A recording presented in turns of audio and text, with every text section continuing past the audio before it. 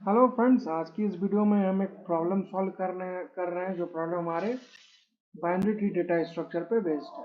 ठीक है, तो प्रॉब्लम स्टेटमेंट क्या गिवन है, सबसे पहले हम अपने प्रॉब्लम स्टेटमेंट को पढ़ के समझने की कोशिश करते हैं। ठीक है, तो हमको मॉड फाइंड आउट करना है अपने बाइनरी सर्च ट्री में। ठीक है, तो given the root of a binary search tree with duplicate, return all the modes, that is the most frequently occurred element in it। मतलब हमको वो सारा एलिमेंट रिटर्न करना है इस फंक्शन से जो कि मल्टीपल टाइम अकर किया और वो मोस्ट फ्रिक्वेंटली अकर्ड किया है। ठीक है, तो if the tree has more than one node, return them in any order. Assume a BST is defined as follow: the left subtree of a node contains only node with key less than or equals to the node key. The right subtree of a node contains only node with key greater than or equals to the node key. Okay, और वही आपको ये basically आपको binary search tree का definition बताया कि both the left and right sub tree must also be A BST. ठीक है, तो बेसिकली यहाँ पे ये प्रॉब्लम बहुत सिंपल है। ठीक है, आपको इसके वर्ड को बस पढ़ के समझना आना चाहिए।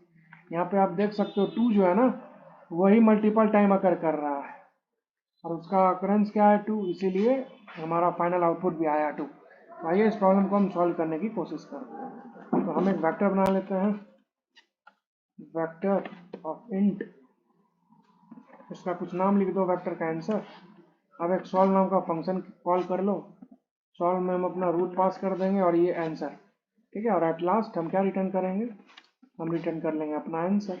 ठीक है ना, तो ये जो सॉल्व फंक्शन है ना सर, इस सॉल्व फंक्शन में हम क्या पास करेंगे, दो आर्ग्यूमेंट ये रिसीव कर रहा है, वॉइड सॉल्व। एक तो हमारे ट्री का node which is nothing but tree node asterisk root. ठीक है, दूसरा है वेक्टर। ठीक है, तो vector of int address of answer. ठीक है, अब हम अपना रिकर्सिव कोड बेसिकली यहाँ पे लिखने जा रहे हैं। ठीक है, लेकिन उससे पहले हम वेक्टर पास करने के बदला मैप पास करेंगे, map of int comma int result, क्योंकि हम मैप में बेसिकली उसका व्हाट आई कॉल, हम मैप में ही इसका की अलॉन्ग विद इसका वैल्यू स्टोर कर रहे हैं। ठीक है ना, तो यहाँ पे हम वेक्टर की जगह मैप पास करेंगे, मैप ऑफ इंट कमा इंट। ठीक है, यहाँ तक तो हमारा कोड बिल्कुल सही है। ठीक है, यहाँ हम रिजल्ट पास करेंगे। ठीक, अब हम क्या करते हैं, रिकर्सिव कोड लिखते हैं कि यदि यदि रूट नल है ना तो रिटर्न हो जाओ। ठीक है,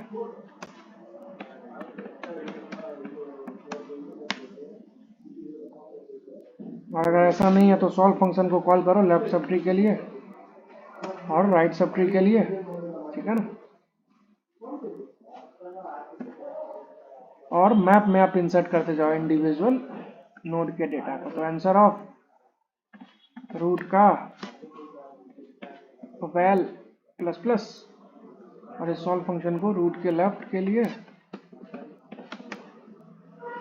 और रूट के राइट के लिए। ठीक है, और इस पर भी हम आंसर ही पास करेंगे। अब क्या होगा, इस फंक्शन कॉल होने से क्या हुआ ना, हमारे मैप में की अलॉन्ग विद वैल्यू स्टोर हो गया। अब हम क्या करते हैं ना, सबसे पहले हम मैक्सिमम एलिमेंट फाइंड आउट करते हैं। ठीक, तो अब हम फॉर ऑटो मैप को ट्रैवर्स कर लेंगे, के कोलन आंसर। उससे ही पहले एक वेरिएबल बना लो इंट मैक्स, इसमें हम असाइन कर देते हैं इंट ऑफ मिन। ठीक है ना, और यहाँ पे हम बेसिकली कि यदि अगर के डॉट सेकेंड अगर ग्रेटर हो रहा है किससे, मैक्स है ना, तब आप मैक्स में अपडेट कर दो क्या चीज, के डॉट सेकेंड।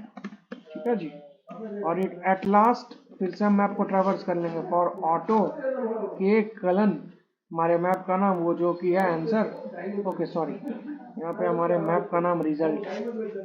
ठीक है, रिजल्ट, और यहाँ पर भी रिजल्ट, और हम मैप में लुकअप कर लेंगे कि यदि के डॉट सेकेंड बराबर हो रहा है किसके, मैक्स के ना, वो पर्टिकुलर एलिमेंट को किस में डालो, इस पर्टिकुलर वेक्टर में। तो आंसर डॉट पुशबैक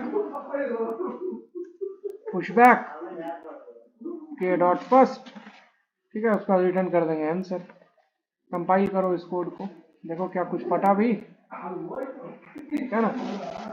तो जैसा हमको दिख रहा है हमारा दोनों टेस्ट केस पे ये कोड अच्छे से वर्क कर रहा है। सबमिट करते हैं इस पर्टिकुलर सॉल्यूशन, ठीक है।